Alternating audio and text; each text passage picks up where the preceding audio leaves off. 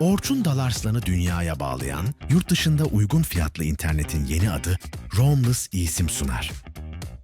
Arkadaşlar, Doğu Çin Denizi'nin tam ortasında dev bir yolcu gemisinden herkese selamlar. Bu gemideki 8. günümüz.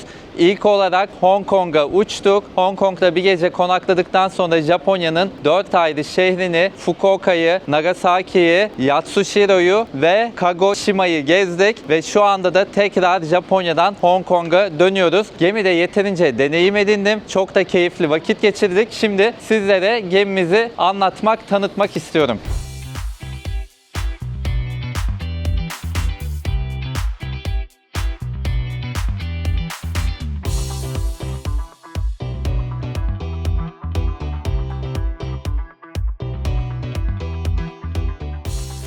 Gemimiz 347 metre uzunluğunda ve tam 16 katlı. Biz de şu anda 16. kattayız. Hemen burada böyle bir havuz alanı ve yanında çocuklar için kaydırak var arkadaşlar. Burası her daim dolu oluyor. Şu anda Aralık ayının sonundayız ama ona rağmen hiçbir an boş kalmadı burası. İsteyenler için tabii bunun kapalı versiyonu da var. Orayı da göstereceğim. Gemi aynı anda 6500 kişiyi ağırlayabiliyor arkadaşlar. İnanılmaz bir sayı bu. Şu anda da galiba 6000'e yakın turist var ve büyük çoğunluğu onların Hong Konglu, Çinli ve Avustralyalı turistlerden oluşuyor. Tabii ki gemimizde şu anda Türkler de var.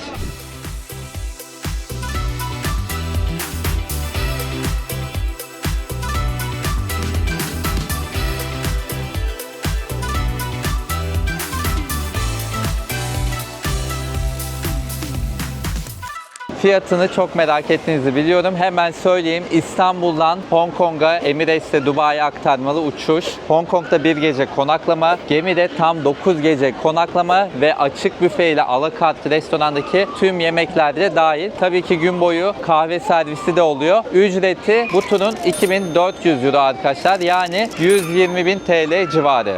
Bu vizesiz bir turdu. Japonya'ya da Hong Kong'a da vizesiz geldik. Royal Caribbean'ın ayrıca çok daha ekonomik vizesiz uzak doğu turları da var. Onların fiyatları da 78.900 TL'den başlıyor. TH ya da Emirates'te uçuyorsunuz ve neredeyse uçak bileti parasına günlerce gemi tatili de yapmış oluyorsunuz.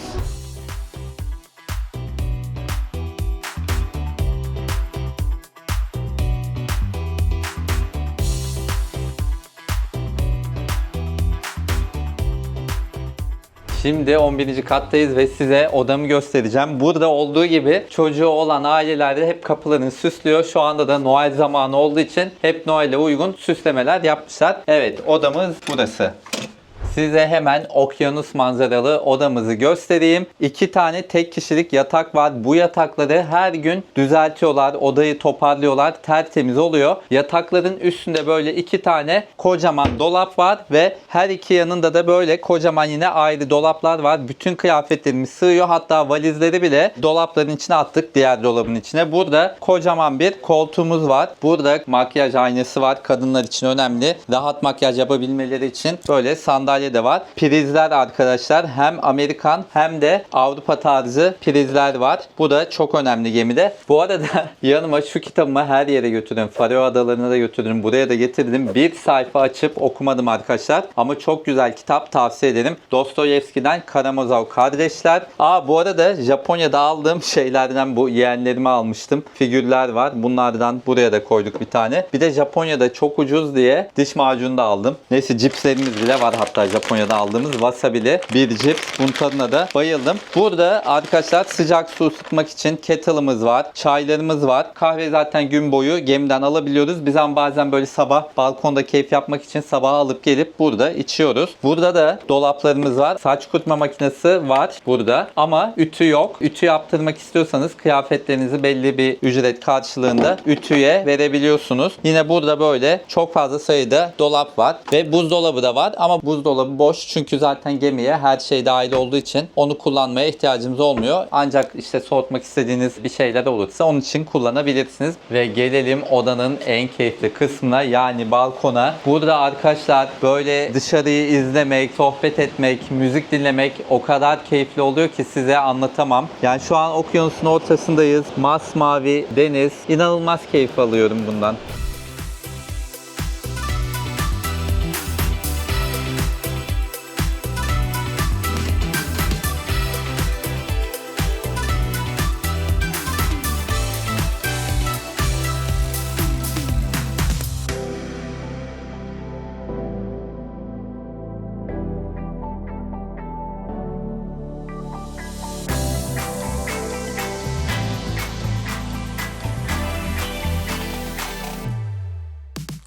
Instagram'da gemiden fotoğraf ya da video paylaştığımda en çok sorulan sorulardan biri o kadar gün gemide sıkılmıyor musunuz? Arkadaşlar bu gemide sıkılmak mümkün değil. Çünkü çeşit çeşit aktivite var. Onlardan biri de bu arkamda gördüğünüz kapsül. Bu kapsüle biniyorsunuz ve denizin 90 metre üzerinden etrafı izleyebiliyorsunuz. İsmi de North Star.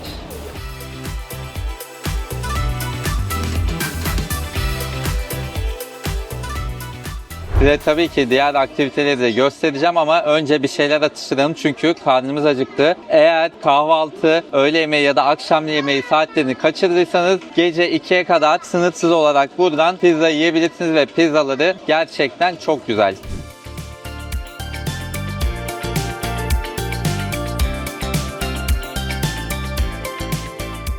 İnternet konusunda Instagram'da çok sordunuz. Gemidesin işte Japonya'ya gidiyorsun, Hong Kong'a gidiyorsun. İnterneti nasıl çözüyorsun? Arkadaşlar ben yaklaşık 1 yıldır Roamless'ın eSIM'ini kullanıyorum ve acayip memnunum. Amerika'da, İngiltere'de, Mısır'da, Yunanistan'da, Faroe Adaları'nda, şimdi işte Hong Kong'da, Japonya'da, İtalya'da o kadar çok yerde kullandım ki en sevdiğim yanı da şu ki bir kere yüklüyorsunuz ve bir daha hiçbir işlem yapmanıza gerek yok. Gittiğiniz ülkede hemen uçaktan iner inmez ya da gemiden iner inmez veya işte Yunan adalarına gidince feribottan iner inmez kullanmaya başlayabiliyorsunuz. Bir başka çok sevdiğim özelliği de bakiyenin asla bitmemesi. Misal 50 dolar yüklediniz, işte 3 dolarını Yunanistan'da, 5 dolarını İngiltere'de, 8 dolarını Japonya'da harcadınız. Kalan bakiyelerinizi hala kullanmaya devam edebiliyorsunuz farklı ülkelerde. Yani bakiyenizin silinmesi diye bir şey söz konusu değil. Sizin için de çok güzel bir kampanya kodum var. Orçun 20 koduyla 20 dolarlık yükleme yaptığınızda 20 dolarda hediye bakiye kazanıyorsunuz. Yani 20 dolar yüklediğinizde 40 dolarlık bakiyeniz oluyor. Roamless'ı indirebileceğiniz linki ve detayları videonun altındaki açıklamaya yazacağım. Bakmayı unutmayın.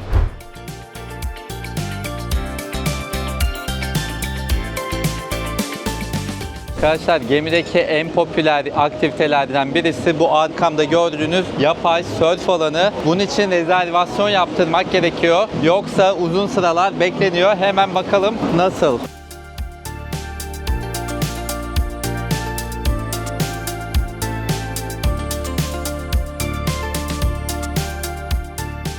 Arkadaşlar Dain az önce surf yapan kişi ve gemideki en eğlenceli kişilerden birisi. O ve arkadaşları, kardeşleri inanılmaz gemiyi eğlenceli hale getiriyorlar. Şimdi soralım, how was it? Do you like it? Oh, it's good fun. It's pretty tricky, but once you get the hang of it, it's good. You were the best one, so it seems like you are Australian. Hey. Are you a good surfer? Maybe not good. I can surf, but like not very well. Yeah. But definitely you are very experienced. You were so good at this one. Have you tried this before ever? Yeah. I mean before this ship. Before this trip, this is probably my 4th time doing it, but each time I do it is like on another cruise ship, so I only get like 5 minutes at a time. So Yeah. the other cruise ships have also similar thing. Yeah, I think so. So it seems like this is not your first cruise trip. How many times did you go before? This is my 4th cruise ship. Fourth? Yeah. Where else did you go? We did Norway and Europe. Even Europe Norway? twice and Norway once. So how do you like this one? This one's great. I love Japan. Japan's wicked. I'm definitely coming back. We love it too, and I will also definitely come back to Japan. This is fun with the ship. You go for 1 day, but I want to see also more of it.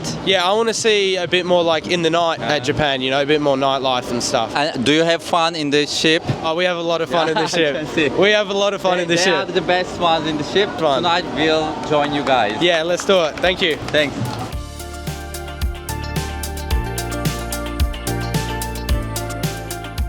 Bir başka popüler aktivite de bu gördüğünüz tırmanma duvarı. Üstelik böyle kolay, orta ve zor seçenekleri de mevcut. Yani çocuklar da tırmanıyor, yetişkinler de.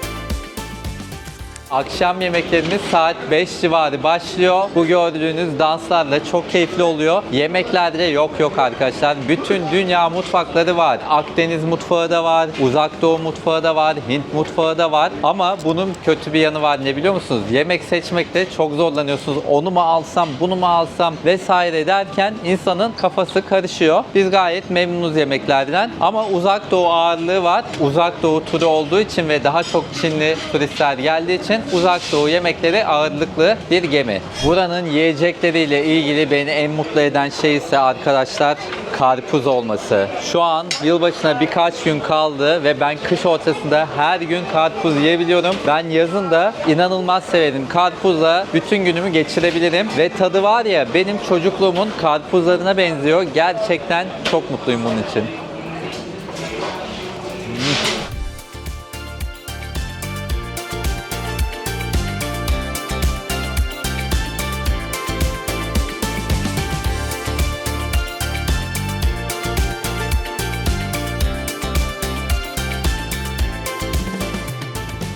Arkadaşlar internette ilgili şunu söylemeyi unutmuşum. Hemen ekliyorum. Şimdi bu e-simler normal telefon hattının çektiği yerlerde çekiyor. Yani gemide karalara yakınken evet çekiyor. Çünkü normal hatlar da çekiyor. O zaman interneti kullanabiliyoruz. Ama denizin tam ortasındayken hiçbir hat çekmediği için doğal olarak e-simleri de kullanamıyoruz. Ama geminin kendi interneti var. İsterseniz onu satın alabilirsiniz. Bence fiyat biraz yüksek. Çok da gerek yok. Zaten arada böyle denizin ortasındayken internetsiz kalmak da güzel. Daha çok ana odaklanabiliyorsunuz. İşte kitap okursunuz, sohbet edersiniz. Benim fikrim bu yönde.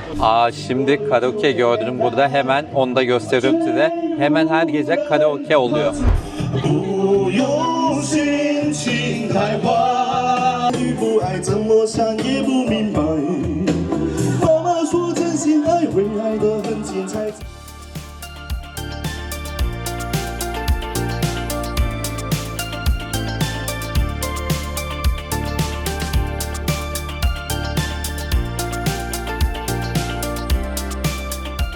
Bana bir de mesela şu da çok soruldu. Şimdi Japonya'daki şehirleri birer gün geziyorsunuz, yeterli mi diye. Arkadaşlar gemi turunun en güzel yanı ne biliyor musunuz? Evet, bir gün geziyorsunuz ama her sabah uyandığınızda farklı bir şehirdesiniz. O kadar konforlu bir şey ki böyle kendi evinizin rahatlığındasınız. Üstüne bir de Japonya'nın az bilinen şehirlerine gittik. Yani Fukuoka, Nagasaki, Yatsushiro, Kagoshima. Normalde hani Japonya'ya ilk kez gidiyor olsak Osaka'ya gideriz, işte Tokyo'ya gideriz, Kyoto'ya gideriz. Bu gemi turu sayesinde bu şehirleri görmüş oldum ve gerçekten çok mutluyum. Bu arada hemen araya o şehirlerden görüntüleri bir sokalım. Birkaç dakika onları izleyelim. Sen Pikachu musun? Şaka gibi fiyat ya. Şu gördüğünüz ramen. Peki Japonlar neye inanıyor? Tamamı Budist mi? Onların kültüründe bu saygı ifadesi. İnternet de acayip hızlı.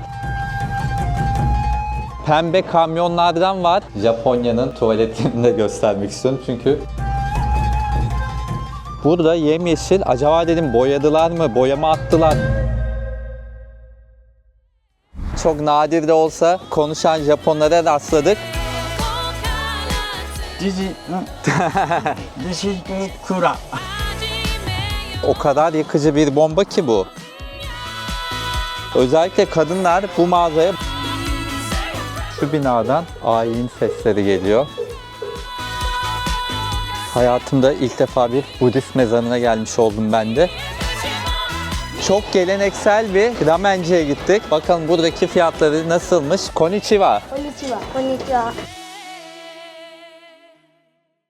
Bir de sadece Japonya değil, mesela Hong Kong'da gelirken bir gece kaldık. Dönüşte de bir tam gün daha geçireceğiz Hong Kong'da.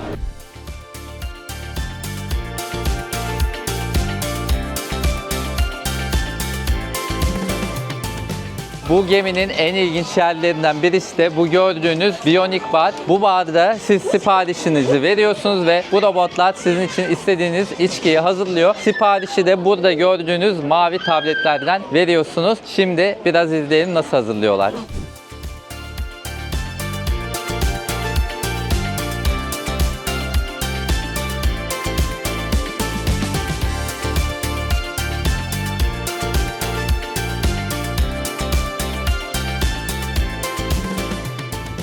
Her şey dahil sistemin dışında farklı konseptlerde yemek yemek isteyenler için gemide özel ve şık restoranlar da var. Ama bu restoranlara ek ücret ödeniyor. Bunlardan biri yanımda gördüğünüz Japon restoranı Izumi. Biz bu restoranda ve bunun dışında 2 restoranda daha yemek yedik. Diğerleri İtalyan restoranı James Italian ve Amerikan et restoranı Chops Grill. Hepsi de çok iyiydi.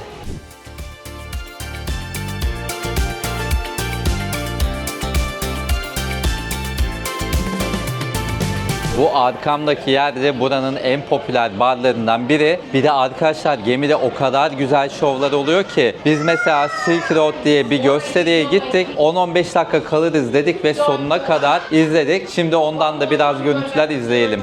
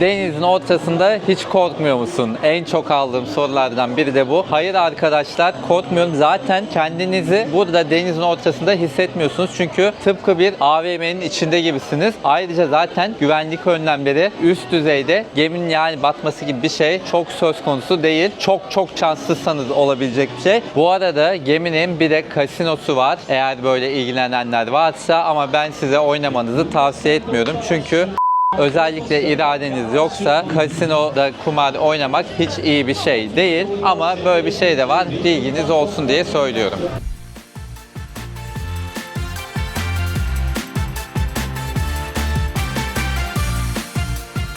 Şimdi 13. kata çıktık. Burada böyle sağlık spor alanları var. Burada bir spor salonu var. Hemen bakalım. Deniz manzaralı spor salonu. Hava kararmaya başladı ama bu fosforlu renk bile güzel görünüyor. Bu kısımda daha çok koşu bantları var.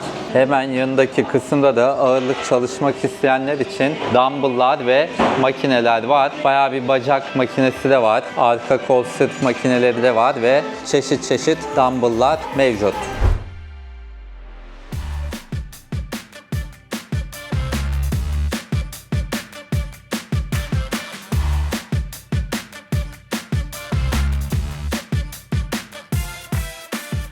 Bugün gemideki son günümüz ve hava biraz kapalı bugün, ama yine üzülmeye gerek yok çünkü burada kapalı bir havuzumuz var, hatta jacuzziler bile var. Burada tadını çıkarabiliyorsunuz kötü havalarda. Geminin en önünde de 14. katta böyle solaryum diye bir alan var. Burada Çinli ablalar değişik bir oyun oynuyor, ismini bilmediğim. Bizim Türk grubumuz var burada. Onlar da okeylerini getirmişler, okey oynuyorlar. Selamlar.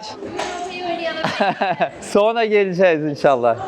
Görüşürüz. Burada da başka bir havuz var ve acayip bir manzarası var. Denizi 180 derece izleyebiliyorsunuz havuzun içinden. Havuzun hemen yanında da böyle bir bar var. Buradan içkilerinizi söyleyebiliyorsunuz, ama şunu da belirtmem lazım.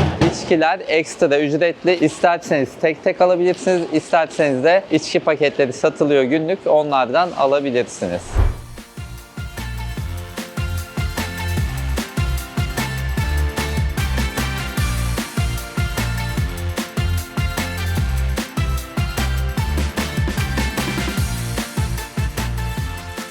Şimdi gemideki gençlerle de sohbet edelim. Nasıl geçmiş? Where are you guys from? Australia, San Diego. Malaysia. Netherlands. Netherlands. Very international. Did you know each other? No. You all met here. How do you like the ship? Love it, man. It's a great experience. We've been all over the ship. We've done all the activities, and that's where we meet each other. And do you know them as well? Şimdi bakın. bakın burada utanan bir grup var. Onları da gösterelim. Utanıp kaçtılar. Where are they from? They're from Europe, South Mix. Africa. Oh, evet. We are from Turkey. Sen Türk müsün? Niye söylemiyorsun lan? Ha? Hiç mi görmedin konuştuğumuzu? Hiç mi? O kadar. You have to learn. So you all came with families. How old are you? You all look so young. I'm 19. I came with my family. 20. 19. Oh, they are kids, little kids.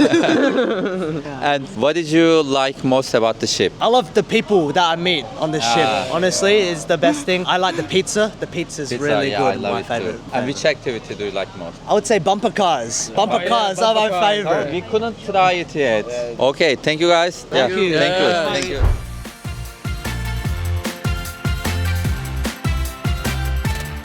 Bence gemimizdeki en ilginç aktivitelerden biri de bu arkamda gördüğünüz serbest düşüş simülatörü. Ama gördüğüm kadarıyla çoğu kişi beceremiyor. Hemen gidip yakından da bakalım.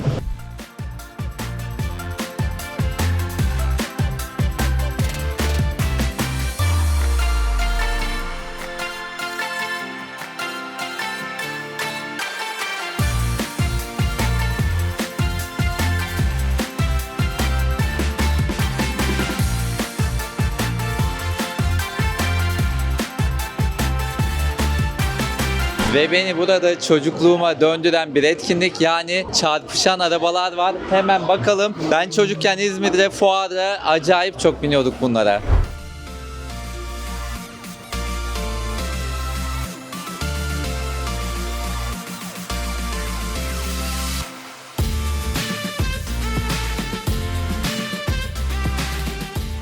Burada yine benim çocukluğumdaki gibi Atari'ler var her yanda. Gerçekten hani şu soru da çok gelmişti. Çocuklarımızla gelsek sıkılır mıyız? Asla sıkılmazsınız. Çocuklar burada çok eğlenir. Uzak Doğu'da çok yaygın olan bu bir şey yakalama makinesi mi artık ne denirse bunlardan da var. Böyle basıyorsunuz ve onları yakalamaya çalışıyorsunuz ve o hediye sizin oluyor.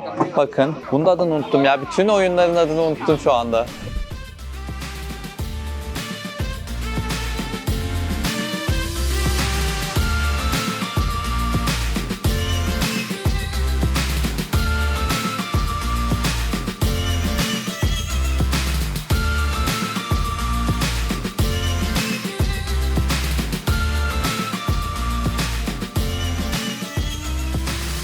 Arkadaşlar sizden bir ricam var. Videomu eğer beğendiyseniz beğen tuşuna basar ve altına da yorum yaparsanız gerçekten çok mutlu olurum. Tabii şu ana kadar abone olmadıysanız abone olmanız da beni ayrıca mutlu eder. Gördüğünüz gibi gemimiz devasa büyüklükte ve size mümkün olunca anlatmaya çalıştım ama bizim bugün bile yeni keşfettiğimiz yerler oldu gemide. Sizin yine de gemi seyahatiyle ilgili ve bu gemiyle ilgili sorularınız olursa videonun altındaki yorumlara yazabilirsiniz. Elimden geldiğince sorularınızı cevaplamaya çalışacağım. Videomu izlediğiniz için çok teşekkür ederim. Başka bir seyahatte görüşmek üzere.